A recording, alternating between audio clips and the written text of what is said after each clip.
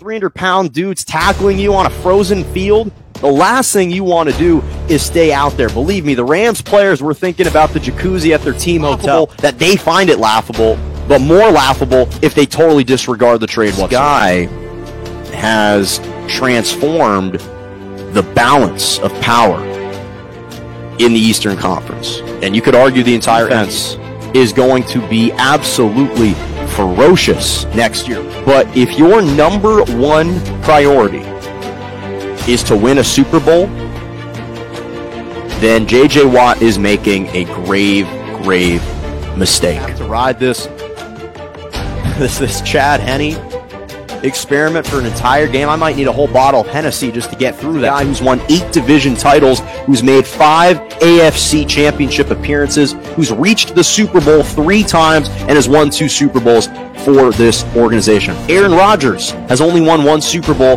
with Green Bay. Drew Brees has only won 1 Super Bowl with New Orleans. There's only 13 quarterbacks in NFL history that have won multiple Super Bowls, and Big Ben is one of those individuals.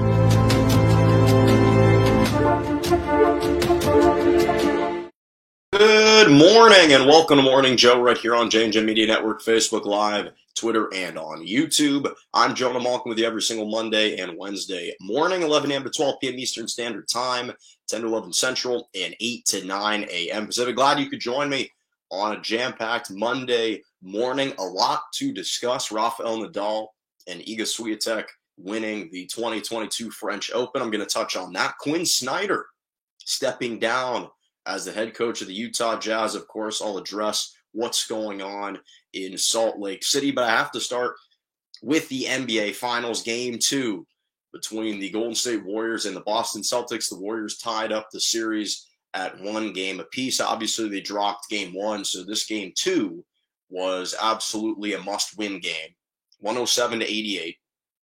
And it's interesting because in the finals, obviously, you can dissect the differences of every single game, and every single game feels like it takes on an identity of its own. But the interesting thing is, in a lot of ways, games 1 and 2 were actually quite similar to one another. Obviously, in Game 1, the Warriors had that huge third quarter, led by 12 going into the fourth. But throughout the entirety of the first half, the feeling, the overwhelming feeling, was Boston is in a pretty good position here. They obviously led by 4 at the half in Game 1. They had withstood Steph Curry's 21.6 three-pointer first quarter onslaught. And yet they were doing this despite the fact that Jason Tatum was shooting it poorly. And not only did they hang around and they competed, they stayed within striking distance, and going into the fourth quarter, they obviously made their first 7 shots. They hit 9 of 12 three-pointers. Actually, I think they hit 10 shots in a row in the fourth quarter. And they pulled off a stunner. And they set some historical marks for their shooting prowess in that fourth quarter to take the series opener. But the interesting thing was, last night in Game 2, in a lot of ways, the first half transpired very similarly to the first half of Game 1. Because the overarching feeling that I got was, yes, it's impressive that Golden State is somehow leading this game by 2 going into halftime. But I really liked Boston's position. I was extremely encouraged by the way that they were playing. Obviously, the first quarter, Jason Tatum and Jaylen Brown each had 13 points. They were shooting it extremely well. Perhaps had some ticky-tack fouls go against them that forcibly sidelined them and forced them to be seated a little bit. But you had Tatum going off. He had 21 points in the first half. You had Jaylen Brown playing extremely well in the first half, at least in that first quarter. And so the position that Boston was in, really what derailed them was the turnovers. They committed 9 turnovers in the first half, and that was the primary reason that Golden State was hanging around, because then once again that third quarter came and Golden State was wreaking havoc defensively They were forcing all kinds of turnovers. It was transferring into points. And the biggest difference was, for one thing, Jordan Poole got it going, dropped 17 points, hit back-to-back threes to close out the quarter, punctuated by that three-point bomb from about 39 feet away from the basket, one step across the half-court line. Just punctuated a third quarter that the Warriors ultimately led by 23 going into the fourth. And that lead, it seemed insurmountable, and yet they completely slammed the door shut by starting off the fourth on a 7-0 run. And that was the big difference. Game one, they couldn't sustain some of their offense from that third quarter into the fourth. Game two, that wasn't a problem. And this is what highlights the biggest difference, which was a complete opposite from game two last night to game one on Thursday. And actually, game one, what was shocking wasn't simply the fact that Boston shot it at historically high rates in the fourth quarter, but it was the fact that Golden State's offense looked so anemic and petrified in that fourth quarter. That's what was shocking, because it was an atrociously bad collapse, an unexpected collapse by the Warriors in that fourth quarter. And Steph Curry noted something in his post-game remarks that I think ring really true here. He had mentioned when Lisa Salter, I think the difference was between the second half and in particular the third and fourth quarters of game one versus last night in game two. Steph Curry had mentioned and noted how both games one and two, the third quarters were very similar. They got it going offensively, but the biggest difference was that the Warriors defensively were ratcheting up their defensive pressure.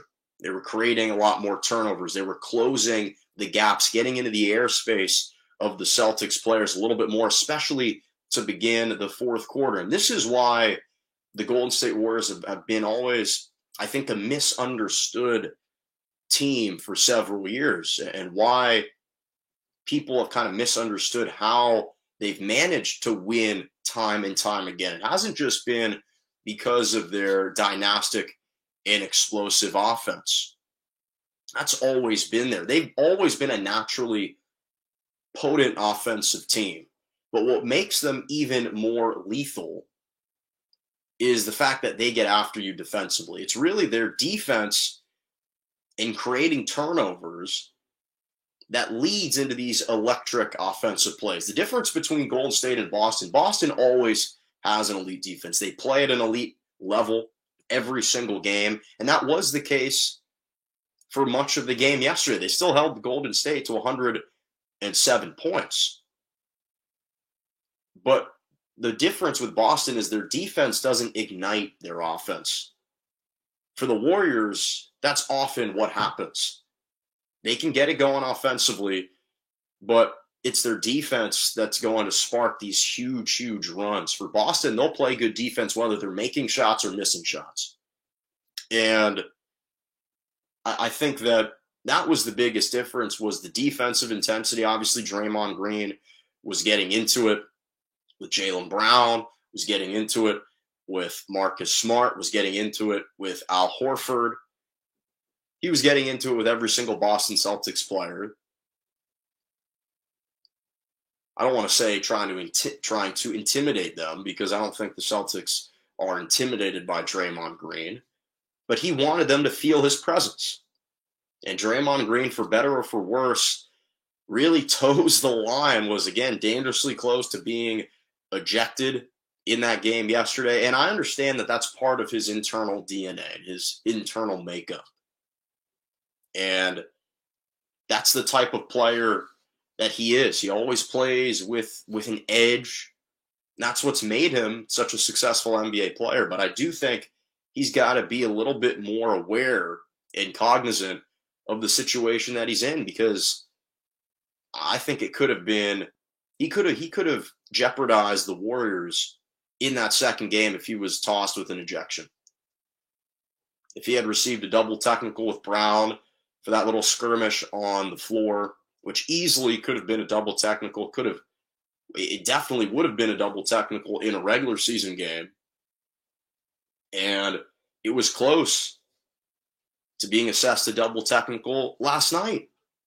And you just can't cost your team again in the finals. I mean, it's like he didn't learn anything from several years ago against LeBron and the Cavs in Game 4 of that 2016 NBA Finals. Got ejected or got suspended for Game 5. You just can't put yourself in that situation. But again, that's the fine line that he straddles. And he says that he's earned the right to be officiated differently, perhaps. But I will say that there are a couple things that I think have been further established. Steph Curry, of course, is the best player, unequivocally the best player on the Warriors. I think that he has quashed any concerns. We'll obviously see how he plays on the road in Boston. But what he's been doing offensively, it's pretty remarkable given the fact that as much as we've lauded the Warriors' offense and their ball movement, he really seems like the only guy that can go create his own shot in any given moment. Jordan Poole, I think, and listen, he's still growing. He's still maturing as a player, and he's a special player. But I think right now he sometimes needs a guy like Steph or someone else to start to get going to then feed off of it. If they're down 10, 15 points, I'm not sure if Jordan Poole is going to spark a run on his own because Klay Thompson hasn't been giving Steph much of any help. 15 points in Game 1, but single digits last night, 4 for 19, 1 for 8 from the three-point line. They're going to need Klay Thompson to shoot it much better on the road at TD Bank Garden, I think, for the Warriors to have a chance of taking one of those two road games.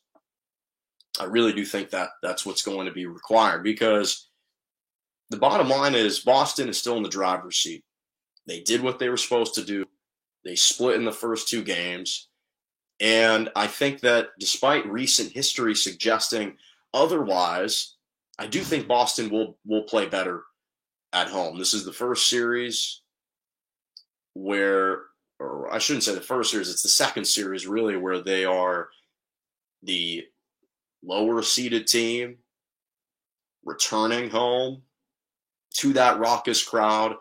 And I know that they've struggled at home for much of the postseason. They've lost 4 games this postseason already at home. But I do think that the Warriors, listen, they still have to go on the road and steal one back and take one back. And that's not, there's no guarantees there. The games that Miami won on the road, Jimmy Butler dropped 47, 9, and 8, played perhaps his greatest playoff career game. And Bam Adebayo dropped over 30 one game. So it required some magical performances on the road, and that's what the Warriors are going to have to do. But I just think, though, overall we're in for a stellar series, obviously tied 1-1. I think that both teams can make a claim and make a case for being really optimistic going back to Boston. The Warriors can say to themselves, well, I think we should be up 2-0, which they have a valid argument for that. The Celtics are saying, or could be saying, we're in a great position tied 1-1, and we really haven't seen the best performances out of all of our guys altogether. So even though Horford and Smart and Derek White couldn't conjure up the same performance offensively in Game 1 as they could in Game 2, I think that will change in Boston. Now, who knows what you're going to get necessarily from Tatum and Brown, but I think the role guys will obviously play a lot better in Boston. And I'm looking forward to Wednesday night. Wednesday night for Game 3 is going to be an absolutely critical game of this series. So cannot wait for that to see what types of adjustments both teams make. Okay. So I want to transition to another developing story that obviously was surfacing around the time of not only the NBA Finals, but ever since the postseason began and the Utah Jazz were eliminated in the first round by the Dallas Mavericks in 6 games. There were a lot of reports, a lot of rumors that were surfacing about the tenure of Quinn Snyder and Donovan Mitchell and the Utah Jazz, what's going on with their organization. And now it's official that Quinn Snyder has reportedly on his own decided to step down as the head coach of the Utah Jazz after 8 seasons with the Jazz organization. He had 2 years remaining on his contract and just decided that he strongly felt that the organization needed a new voice. Those were his words specifically. He released a statement yesterday in which he just felt like the organization needed a new voice to help improve the team and to take them to greater heights. Now, I will say this, and I will openly admit, I don't think this is absolutely the perfect example, but the first thought that came to mind was whenever you're in a relationship and you are the one who's dumping your significant other, normally you say, well, it's not you, it's me. There's nothing you could have done. This was just a decision that I felt was better for me. Right? That's normally what's being said, because you're trying to convince the other person that they're going to be in a better position long term if you step away.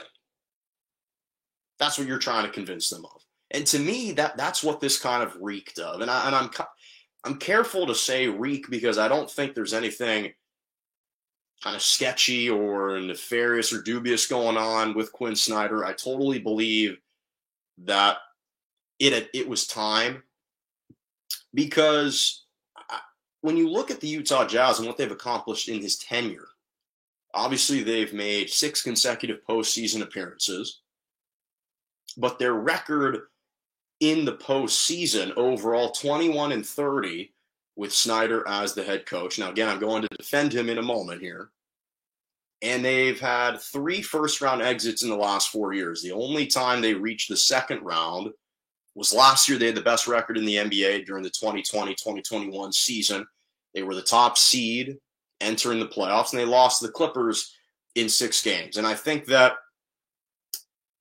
overall, you combine last year's playoff performance with this year and the fact that they lost to the Mavericks in 6 games, and the fact that they trailed 2-1 after the first 3, in which Luka Doncic did not play in the first 3 games of this postseason,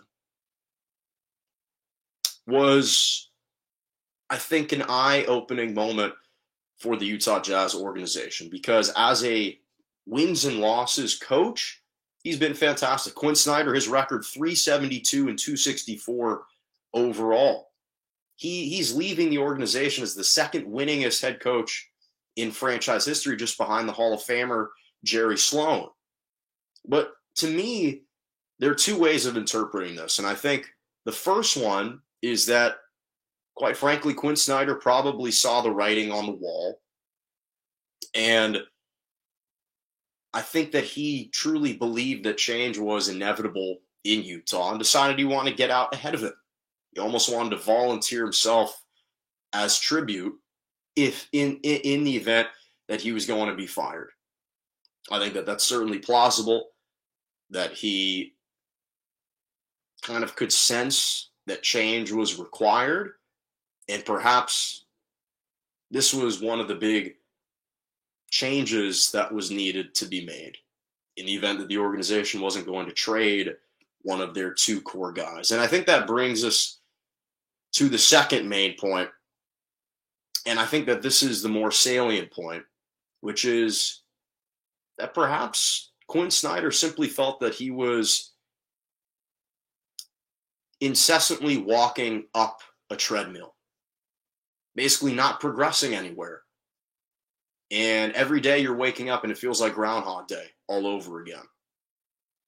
Because I think he truly believes that the core that they have in place with Rudy Gobert and Donovan Mitchell, and really I should say Donovan Mitchell and then Rudy Gobert, that's the appropriate order, that they've reached their proverbial ceiling. That they've gone as far as they can go. They've taken this organization as far as they can go. And he knows that he's not going to see much change in the postseason. And it has nothing to do with his ability or lack thereof as a head coach, because I think he's a great head coach. I think he just sees the reality of the situation is they just don't have enough talent with those two guys.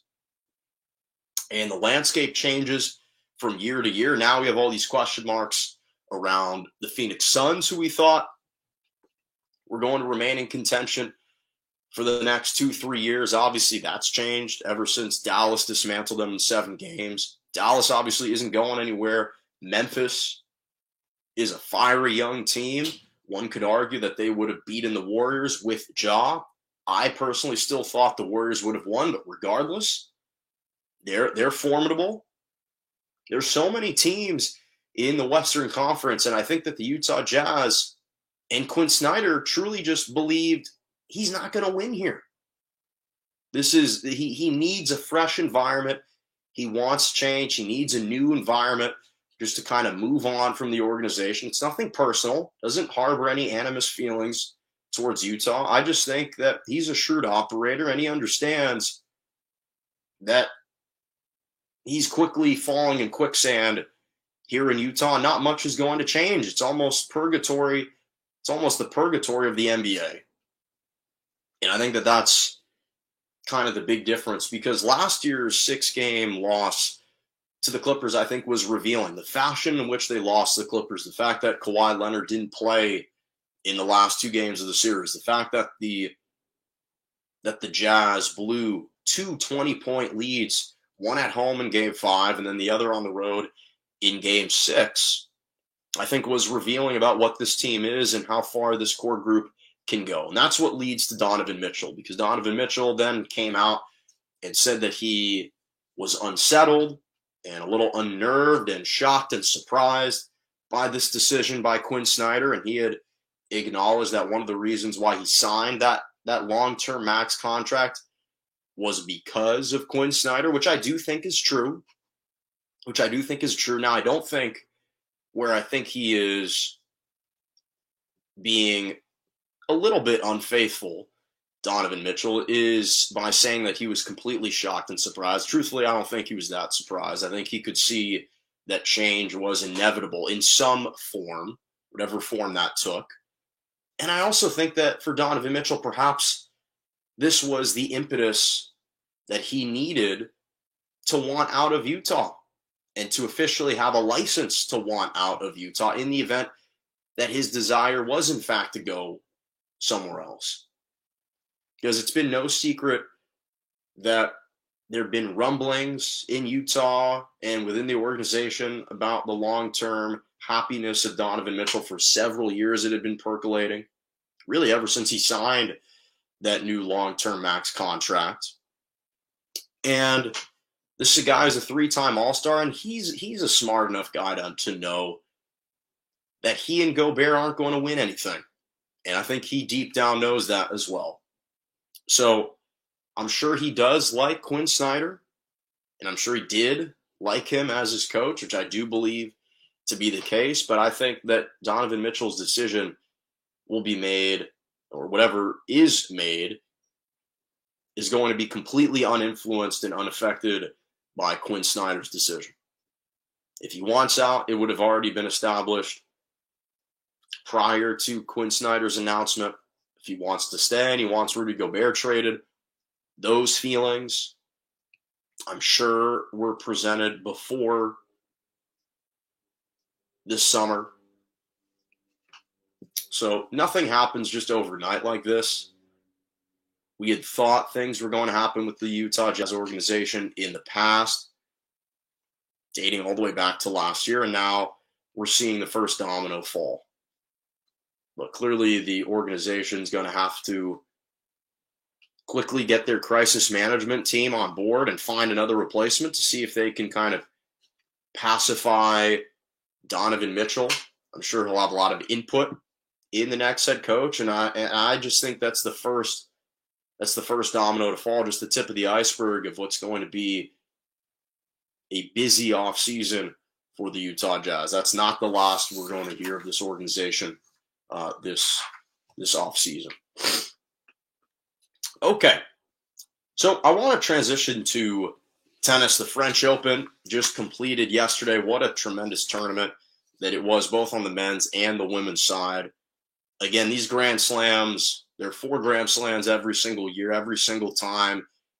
They present tremendous, tremendous matches. Such a privilege and a pleasure to watch these professionals play at the highest level. And Rafael Nadal continued to shatter the mold and extend his historical mark, claiming his 22nd Grand Slam men's singles open title, his 14th men's singles French Open title at Roland Garros, which is unparalleled. No one is even close or within sniffing distance to where he is. He defeated the 8 seed Casper Ruud in straight sets 6-3, 6-3, 6-0. The guy has just been absolutely tremendous. He already has a statue erected outside of court, Philippe Chatrier, which is impressive given the fact that he is still playing. He's an active player and he's still alive, which is paying someone the ultimate compliment. And he just continues to cement his legacy as one of the top 2 greatest tennis players of all time. I think that there are a lot of people in his camp that believe, not just in his actual camp, but amongst fans, that believes that he is the greatest of all time. And I certainly think that he continues to distance himself from the pack, and his slab, it hasn't fully hardened yet. I think his slab of stone is still, it's still kind of forming. It hasn't dried out yet. And there was so much discussion going into the last couple of days about the exhaustion levels of Nadal, the fact that he had to outlast Ajoie Aliassime in the 4th round and going through Djokovic in 4 sets, and then even Zverev, who had to retire early in the semifinals. But by the time Zverev retired in that tiebreak in the 2nd set, the match had still already lasted a full 3 hours. So all these question marks about what his endurance level would be, and Nadal is just incredible because the guy is absolutely relentless. The passion, the urgency, the determination that he was playing with throughout this entire tennis tournament, he just seemed impregnable and impervious to any obstacles that were going to be thrown in his direction in this year's 2022 French Open. It seemed like destiny and fate for him. It felt like a revenge tour at the French Open, having to go through Nadal, going through Djokovic en route to winning this Grand Slam. It's pretty amazing what he was able to do. And I will say this, I do want to give a shout out and a congratulations to Casper Ruud, because this is a guy who's an up-and-coming 23-year-old Norwegian tennis player. Said Nadal's been his idol since he was a kid. And to be ranked in the top 10, to have reached his first ever career Grand Slam final is a major, major accomplishment. And he had a hell of a tournament. And I don't want to be dismissive of that at all, because what he did was incredible. But I think with the exception of himself and his camp, everyone else, I think, truly believed that Nadal was going to win this match. There wasn't a single person outside of he and his camp who I think really thought was going to win this match. And that's no knock on him. It's just the feeling that these greats give you. And that's what's made them so great, is anytime they step onto, in this instance, a clay court, you just get the sense they're going to win. And Nadal, what's interesting about this matchup, and obviously there wasn't a smidgen of doubt throughout the entire day with Nadal, because really he dominated from start to finish. The only time that Ruud had a brief moment of an advantage was in the 2nd set. He had broken Nadal early, was up 3-1, and was serving up 3-1. And that was the only time where perhaps Nadal was facing a little bit of adversity in the 2nd set. But again, there wasn't much questions. His potential for winning this match wasn't really in question, in my opinion. And I've always said this about Nadal. He's the most powerful and physical tennis player that I've ever witnessed. The demand and the tax that this guy plays with on your body, it's something that we've never seen before. And the one thing that you can't do against Nadal is try and overpower him. You are not going to overpower Nadal. That plays right into his game. The only reason why some of the other greats like Djokovic and Federer have had the success that they've had against Nadal hasn't simply been because they're trying to overpower Nadal. It's because obviously they can hit winners on both sides. Their accuracy is spot on, and they're extremely consistent. And obviously can hit winners off their backhand and their forehand side. Ruud, unfortunately for him, he couldn't out-consistent Nadal. He couldn't hit winners off his backhand side, which was a problem against Nadal. Nadal was able to crank shots on both his forehand and his backhand. Ruud was solely relying on running around his backhand to smack winners with his forehand. Those were the only winners he was able to accumulate in the match. And so, because those two things didn't work in his favor, he tried to outpower Nadal. And Nadal is the most physically demanding player. You're not going to out-physical Rafael Nadal. That's just not going to happen. And you could see in the depth of the balls, the shots that Nadal was hitting, he hits with so much topspin that his balls are just so much heavier.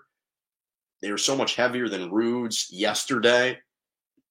And it's amazing that he came out and admitted after the match that he essentially played this entire tournament with his foot asleep, that he had to receive frequent injections in his foot before every single match just to mask the pain. He had to put his foot asleep. And I believe that that was in fact the case because it's been a chronic foot injury that he's been dealing with for over a year now. And it's amazing what these athletes play through. They don't make excuses. They show up. They perform. And listen, I think that obviously if you're Novak Djokovic, there's still a claim. And if you are a fan of Novak Djokovic, his slab of stone hasn't hardened yet either. He's not out of the GOAT discussion. Both of these two guys are still playing. And because of Djokovic's versatility, he certainly still has a case. But one thing is unequivocal, and that's that Rafael Nadal is the greatest tennis player on clay to have ever graced this planet. It is absolutely unparalleled what this guy has done on clay. He backs up his moniker, King of Clay. And it's just special, and we take for granted. I don't take for granted, but certain people take for granted, fans take for granted what you're seeing. We're watching the greatest trio of tennis players to have ever played the sport all at the same time. And Nadal's making a case, certainly, that he's the greatest of all time. And right now, he's starting to distance himself. And obviously, one can only wonder what would have happened at the 2022 Australian Open had Djokovic been vaccinated and permitted to play in the tournament. Who knows how that alters the course of this year and our perception of both of these two guys. But in the meantime, Nadal reigned supreme. And it was a special tournament, culminated with that finals win. And major congratulations to Rafael Nadal, because I don't take for granted what this man does. He doesn't cheat us as fans. He doesn't cheat the game. And he continues to produce at a supremely high level. And it's incredible to watch. It's just incredible to watch. So now I want to switch over to the women's side, because I think that we are witnessing perhaps the next great female tennis player in Iga Swiatek, just 21 years of age, defeated 18-year-old American Coco Gauff in straight sets, 6-1, 6-3 on Saturday to claim her second Grand Slam women's singles title. In fact, both Grand Slams that she's won have come at Roland Garros at the French Open. This is clearly a tournament that she enjoys playing in and plays really well at. And it's amazing. This is her sixth title on the tour already. She's won 35 straight matches.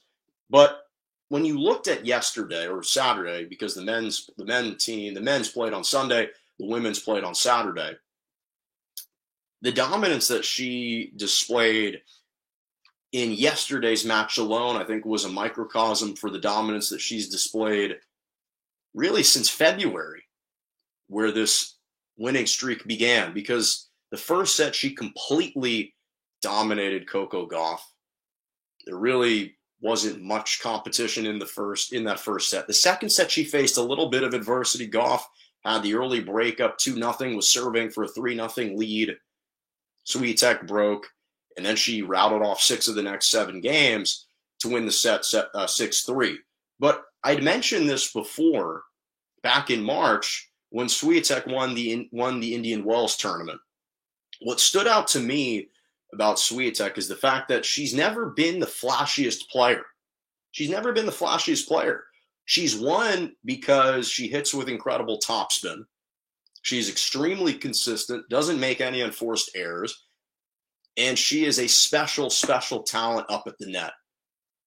She's a deft volleyer, and she's extremely, extremely solid. It's not that she doesn't hit winners, because she does, and she did it on Saturday. She's more than capable of hitting winners off both her backhand and her forehand side, but she's not going to overpower you like a Serena, like a Naomi Osaka when they were in their prime, and Osaka's still in her prime. But I think that women's tennis needs someone like Iga Swiatek, because what she's done for the sport is she's kind of revitalized the women's side of women's tennis, because obviously Serena Williams, we all kind of hate to admit it, but she's been atrophying. It's just inevitable. She's 40 years old. Her body's breaking down. Naomi Osaka is dealing with her mental health struggles. Ash Barty just retired at 25. Women's tennis needed someone to step into the spotlight, to take over the mantle, to fill that void. And Iga Swiatek seems like the perfect candidate to take on this role, because not only is she someone who can dominate, which again, she has won 35 straight matches, which ties a mark that Venus Williams set in 2000 for the longest winning streak in the last century. But she's extremely likable, and I think that that's part of it. To be the face of a sport, you have to be likable, you have to be modest to some degree, and humble. And I think most importantly, she speaks out for the sport. She advocates for women's tennis. We saw in this tournament alone, the director of the French Open, I want to make sure I get her name right, the tournament director, Emily Mauresmo, she was discussing the disparity in the number of featured prime matches that the women's players were going to have and the men's players were going to have. And what it came out to was every single match, basically every one women's match that was featured, you had 8 men's matches that were featured at primetime slots. And the tournament director basically tried to defend that decision by saying that the men's matches had more quote-unquote appeal than the women's matches. And to Swiatek's credit, she denounced that statement. As a 21-year-old, she spoke out for the women's tennis players and said that she vehemently disagrees and thinks that women's tennis brings a lot to the sport, brings a lot to fans. And whether you agree or not, that's what the number one player in the world's supposed to do. They're supposed to represent the sport. They're supposed to have the backs of the other players on the tour. They're supposed to be that torchbearer. And obviously, who she is as a tennis player speaks for itself, but she's an extremely likable person. And I'm excited to see what she's able to do moving forward, because she just seems poised to make that next step. Again, 35 straight matches. She has seemingly appeared to be unbeatable in this stretch. And I think that it's great for the sport. I think it's absolutely fantastic for the sport. And I'm looking forward to seeing what she's able to do at Wimbledon. Obviously, the Indian Wells is a hard court. French Open's clay, Wimbledon's grass. She's still young. She's still ascending. And it was just an incredible, incredible tournament.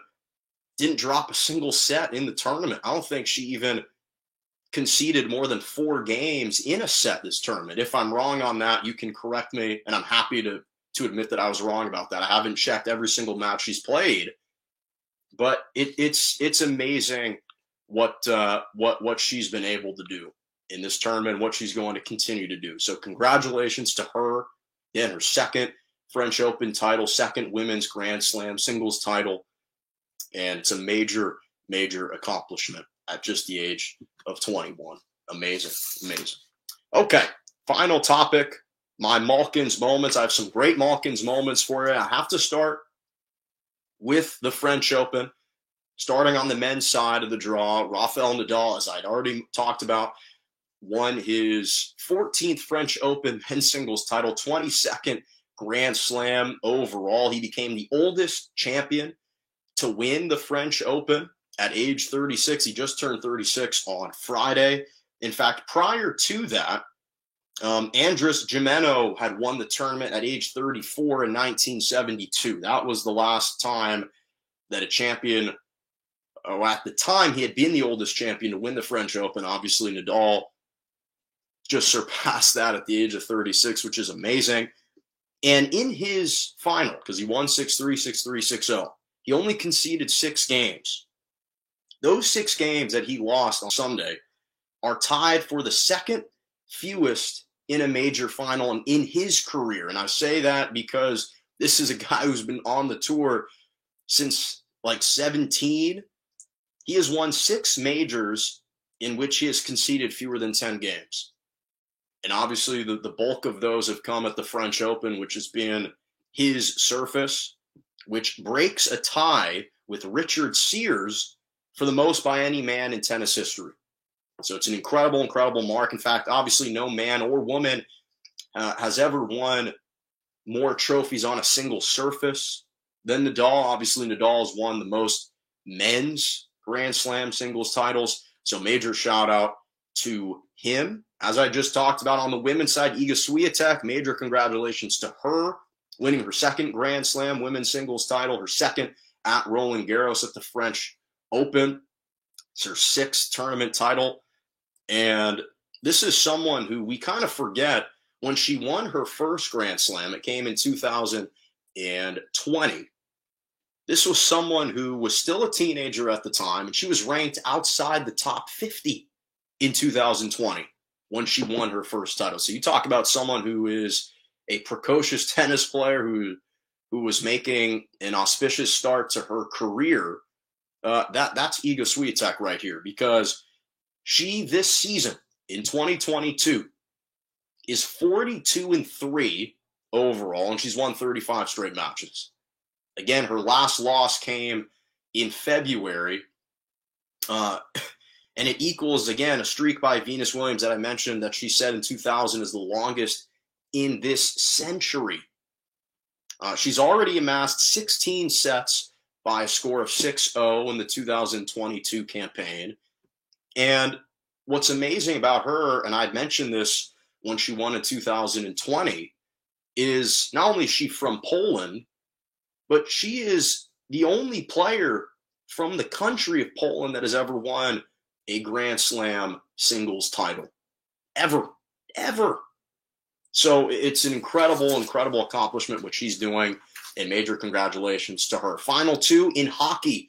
Wayne Gretzky, obviously most known for his time as an Edmonton Oiler, his final Edmonton Oilers jersey, in which he had claimed his 4th of 5 Stanley Cup titles, sold for a record $1.4 million at an auction with Gray Flannel Auctions over the weekend. It was the same jersey that he wore during the 1987-1988 playoff run that saw, again, the Oilers win their 4th of 5 Stanley Cups. It sold for $1.4 million. It was the most ever paid for a hockey jersey, which makes sense given that Wayne Gretzky is fairly universally regarded as the greatest hockey player of all time. The previous record was $1.3 million, which was paid for by Canadian hero Paul Henderson's 1972 Summit Series jersey. Now, obviously, Wayne Gretzky also has claimed and collected 2 Conn Smythe Award playoff MVP awards, trophies for his playoff MVP performances.